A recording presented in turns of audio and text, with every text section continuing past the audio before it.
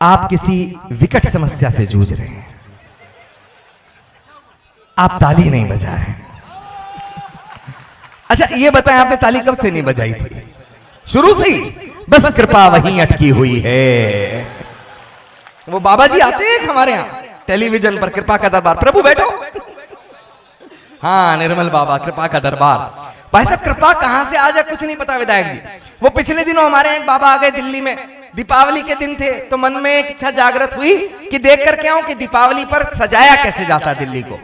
तो वो जा रहे थे तो चेले पीछे पीछे चल दिए। वो देख रहे थे कि चारों तरफ इसी तरीके से झालरें लगी हुई हैं, गुब्बारे सजे हुए हैं, रोशनियां खंभों पर लटकी हुई हैं, चारों तरफ उनको आनंद उमंग का उत्सव दिखाई दे रहा था। लेकिन एक घर बीच में ऐसा आया जिसमें ना किसी प्रकार का कोई दीप प्रज्वलित था, ना कोई झालर थी, ना अन्यत्र किसी प्रकार का कोई प्रकाश था। बाबा जी वहां रुके, उन्होंने चेलों से पूछा कि ये लोग पर्व क्यों नहीं मना रहे? तो चेलों ने कहा हमें नहीं पता, आप स्वयं जांच लें। वो अंदर गए तो देखा कि एक दंपति, एक पति और एक पत्नी ऐसे ही गमगीन अवस्था में बैठे हैं जैसे भाई साहब बैठे हुए थे। तो उनसे पूछा कि आप लोग पर्व क्यों नहीं मना रहे? बोले जी हमारे विवाह को 10 वर्ष हो गए हैं और इन 10 वर्षों में हमारे यहाँ कोई संतान पैदा नहीं हुई, हम लोग पर्व मनाए तो मनाए किसके लिए?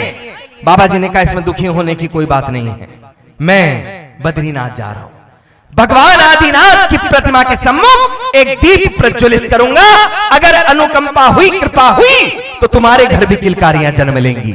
ये कहकर के बाबा जी वहां से चले गए। 10 साल के बाद बाबा जी का दिल्ली में पुनरागमन हुआ तो मन में एक जिज्ञासा जागी कि जाकर के देखूं कि कुछ हुआ कि नहीं हुआ। बाबा जी उस घर के बाहर पहुंचे तो देखा कि 10-12 बच्चे खेल रहे हैं। एक बच्चे से बाबा जी ने पूछा बेटा यहाँ पर बच्चे नहीं थे? बोला हम पे टाइम नहीं है, मम्मी अंदर है, उनसे पूछ लो। तो बाबा जी अंदर गए, देखा कि आटा गूंथ रही है बहुत सारा महिला, देखते ही पहचान के चरण छू लिए। बाबा जी अनुकंपा हो गई, कृपा हो गई, किलकारियों ने जन्म ले लिया। बाबा जी ने पूछा कितने बच्चे हो गए? बोले जी 12। बोले 10 साल में 12? बोले हाँ, एक बार जुड़वा हो गए थे। बोले अच्छा बताओ तुम्हारे पति कहाँ हैं? बोले जी बद्रीनाथ गए हैं। बोले क्यों? बोले जी दिया बुझाने। तालियां वाली आए तो मिल करके आए, लगे कि आनंद का उत्सव चल रहा। बहुत शानदार। भाई साहब, भाई साहब, भाई साहब, मैं उत्तर प्रदेश से हूं लेकिन वो नहीं हूं जिसे आप समझ रहे हैं। मेहनत मैं कर रहा हूं, फोटो किसी और की ले रहे हो। सब अपने में लगे हुए। आइए मैं क्रम को आगे बढ़ाना चाहता हूं। पहला कवि आपको सौंपना चाहता हूं।